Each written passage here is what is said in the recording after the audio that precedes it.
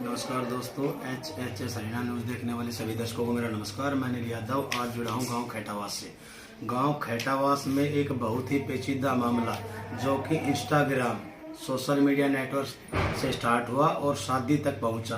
किस प्रकार से यह शादी हुई, किन वजह और किन कारणों से आज परिवार में ये कहासुनी होने के बाद मामला पहुंचा Gurgaon CP commissioner of police तक।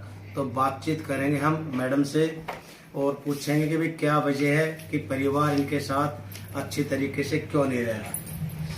नमस्कार मैम। नमस्कार। थोड़ा तेज बोल के बताइए। शादी हुई थी मेरी 20 फरवरी को 2023 में अभी, और शादी होने के बाद फिर मैं यहाँ आई ठेठावास। पहले तो झज्जर घर में मेरे छोटे ससुर जी के वहाँ रस्म हुआ, सारे रीति रिवाज वहाँ भी हुए। फिर मैं 2-3 दिन बाद यहाँ आई ठेठावास गांव में, ये मेरे ससुराल आई। तो यहाँ पे आने के बाद भी सारे रीति रिवाज हुए, सारे फंक्शन हुए। मेरी शादी कोर्ट मैरिज हुई है जी। यहाँ आने के बाद ये 2-3 दिन तक सही थे। पहले तो ये बोले शादी के पहले कि हमें कुछ नहीं चाहिए तेरे से, ना कोई दहेज वहेज किसी चीज की मांग नहीं थी। फिर शादी होने के बाद फिर मेरी सास 2-3, उनको मैं पहले से ही पसंद नहीं थी। मेरी हाइट छोटी है थोड़ी, उनका लंबा बेटा है। तो वो मुझे बोली कि तो मुझे पसंद नहीं है, तेरी हाइट छोटी है। तो मैं अब तो शादी हो गई है, शादी होने के पहले आपको जो भी था वो बोल देना चाहिए था। और शादी मेरी और निखिल की मर्जी से हुई है। जज्जर की मैम थी, रीना मैम करके कोई है, उन्होंने सारी बातें पूछा। जज्जर सिटी थाने में? हाँ जी, जज्जर सिटी थाने में हुई है। मैम ने आया भी था और समझाया भी था कि अगर तुझे शादी नहीं करनी है तो प्रेशराइज में शादी मत करना, ये लड़की की जिंदगी बर्बाद मत करना। तो निखिल ने ये बोला कि नहीं, मेरे को तो शादी करनी है, मैं इसको पसंद करता हूँ। पिछले 1 साल से हम लोग शादी के पहले रह रहे थे रिलेशनशिप में। शादी हुई, शादी होने के बाद यहाँ आई। तो यहाँ आने के बाद 2-3 दिन तक सारी चीजें सही थी, सारी रस्में हुई, मुंह दिखाई सब हुई। मेरे पास सारी चीजें, वीडियो फोटो सारे हैं। होने के बाद फिर मैं यहाँ आने के बाद फिर मेरी सास तीसरे की चौथे दिन चालू हो गई कि मेरे ससुर जी भी बोलने लगे कि मेरे बेटे के लिए तो अच्छे रिश्ते आ रहे थे, लेकिन तू मिल गए तो तेरे से करा दिए। तो मेरी जब बेटे के लिए अच्छे रिश्ते आते तो बेटे को काबू में रखना चाहिए था। मेरी जिंदगी ऐसी नहीं है कि कोई भी आए और चल दे यूज करे, मैं ऐसी लड़की नहीं हूँ।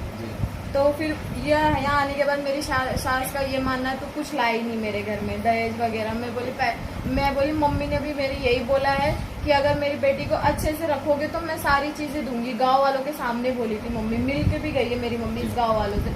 फिर भी मेरी मम्मी आई थी, 3 दिन तक यहाँ रही थी। 3 दिन तक मार पीट गाली गलौज सब था। मेरी सास आए दिन मेरे को मारना पीटना, घर के मैं सारे काम करती थी।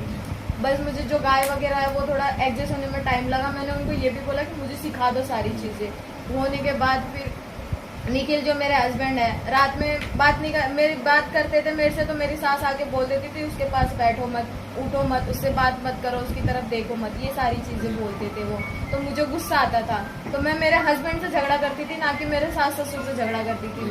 मैं बोलती थी अगर तुमको इतनी दिक्कत थी या तुम्हारे माँ बाप को इतनी दिक्कत थी तो मुझे ब्याह के नहीं लाना चाहिए था। अब ब्याह के लाया हो तो मैं तो साथ छोड़ूंगी नहीं, चाहे कुछ भी हो जाए, चाहे फांसी चढ़ा दो, चाहे मैं तो यही रहूंगी इसी गाँव में। फिर मेरी मम्मी आई, मम्मी ने सबसे मिल के गई, इन्हीं के घर में आई थी, बात करके गई।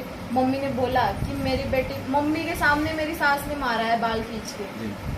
मम्मी तो ये बोली कि मैं तो मेरी बेटी को यहाँ नहीं रख रही, इतना सब कुछ होने के बाद मैं नहीं रखूंगी, मैं ले जा रही अपनी बेटी को। अगर तुम लोग को अच्छे से रहना है तो भी बता दो, नहीं रहना तो मेरी बेटी फेंकी नहीं है। मैं फिर पुलिस थाने में गए, फारूक नगर में, वहाँ पे बैठे थे भीम सर के सामने मेरी मम्मी ने पूछा था निखिल से, मम्मी मैं निखिल बैठे थे, मम्मी ने पूछा बेटी को रखना है कि नहीं रखना है। वो बोला क्यों छोड़ू, मैं नहीं छोड़ूंगा, मैं ब्याह के लाया और इसको मेरे घर ही रहना पड़ेगा। तो मम्मी बोली मारपीट होगी तो मैं नहीं रख रही, मारपीट के बिना रखूंगी और सारी चीजें दूंगी, मैं बना के अपनी बेटी के लिए रखी और सारी भेजूंगी भी घर में, लेकिन मारपीट नहीं। तो फिर वहाँ से निकले हम लोग। 2 दिन बाद मेरी टिकट थी 23 तारीख को, हम थाने में गए थे 20 तारीख को। वहाँ से आने के बाद 2 दिन तक थे, तब भी मारपीट हो रही थी, गाली गलौज। तो मम्मी को गुस्सा आया और मेरा एग्जाम भी था, फर्स्ट ईयर बीकॉम का, मैं एग्जाम देने जा रही थी। तो मेरा जाने का मन नहीं था। मम्मी को मैं बोली आप आगे चलो, मैं आती हूँ 2 दिन बाद यहाँ से सब सही करके। तो मेरे जो हस्बैंड है वो मुझे बुला के कमरे में बोले कि जब चाहे तब आ सकती है और जब चाहे तब जा सकती है। जैसे मेरे हस्बैंड ही मुझे छोड़ने गए थे दिल्ली रेलवे स्टेशन, मुझे और मेरी मम्मी को। वहाँ छोड़ के आने के बाद उनका फोन स्विच ऑफ आने लगा 2 दिन बाद। जब मैं घर पहुँच गई अपने, जब बात हो गई कि मैं पहुँच गई, तो मैंने मेरे हस्बैंड को 2 दिन बाद फोन किया कि कहाँ हो कैसे, तो उनका फोन ऑफ आ रहा था। मैंने 2 दिन तक ट्राई किया, कोई रिस्पांस ना मिलने की वजह से मैंने मेरे सासू को फ़ोन किया। उन्होंने मेरा फ़ोन नहीं उठाया, मेरा फ़ोन काट देती थी वो। फिर मैंने मेरे ससुर जी को फ़ोन किया, मेरे पापा जी नमस्ते, निखिल कहाँ है? तो बेटा हमें नहीं पता, आता है जाता है खाता है और रहता है, अब घूम रहा है, कहाँ घूम रहा है हमें कुछ नहीं पता। मेरी बात करा देना एक बार, रात में आएंगे तो जॉब से। अच्छा ठीक है करा दूँगा। उन्होंने मुझे फ़ोन नहीं किया 9:30 बजे तक, तो मैंने 10 बजे वापस उनको कॉल किया।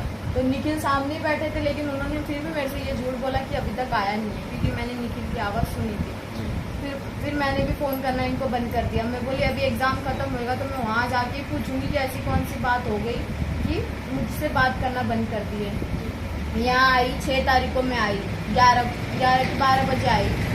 12 बजे आ गई थी मैं मेरे घर में, मेरे ससुर जी कहीं बाहर जा रहे थे, बाहर खड़े। तो मैं बोली पापा जी अंदर चलिए, मुझे आपसे कुछ बात करनी है। तो मेरे ससुर जी अंदर आए, मैं अंदर गई, अपना बैग वैग रखी, मम्मी और पापा का पैर छुई, पैर छूने के बाद मम्मी के पास गई सबसे पहले। फारूक नगर थाने में भी 2 दिन